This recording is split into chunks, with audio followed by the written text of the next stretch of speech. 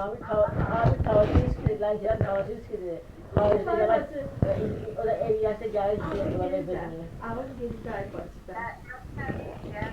Ərim heşədə getdi dedi, gedib də tavış görüb nə olar. Dedim, mən işlərə, arvad burada olanda, Amit evdeydi.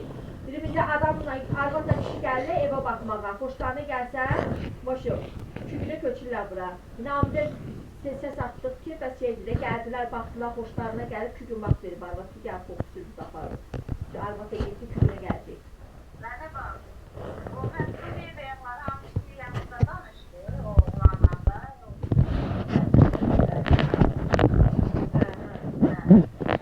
Deyir ki, demədi sənə, oğlan deyir ki, bu bilim şeyləri, o tərəflərdi nədir ona? Asif Maçev.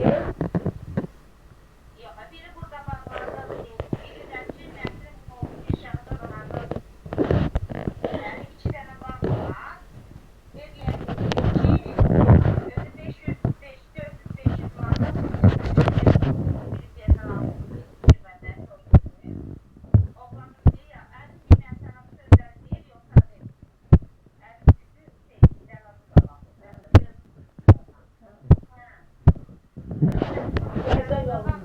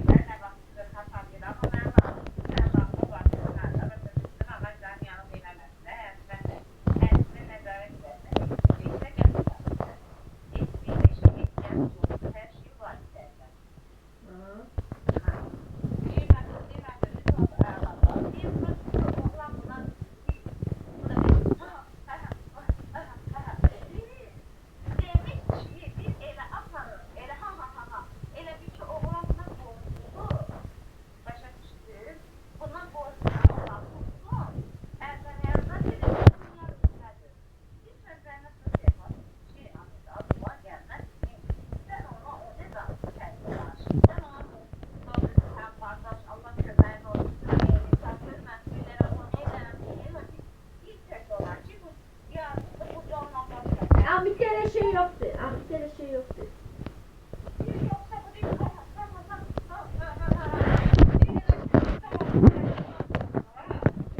Ne oldu? Akırı ne oldu dene demişken.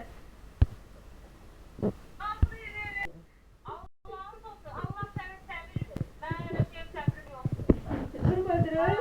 Vurup öldür niye yatıp durmadan? O bir... Ne için? Harasına bile gideriz.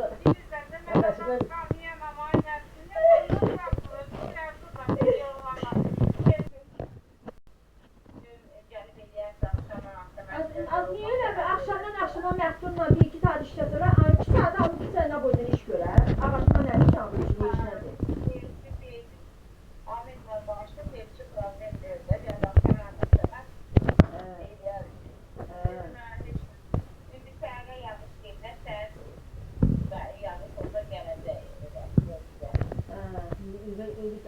Hadi yok mu? Ahmet evde yaşadı.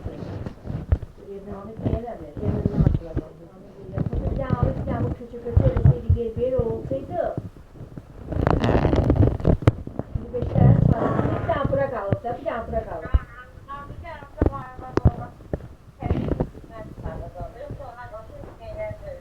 Kadarın evini de soralım. İşası da bir yere çıkardım. Hadi hadi, onu bir bak görelim.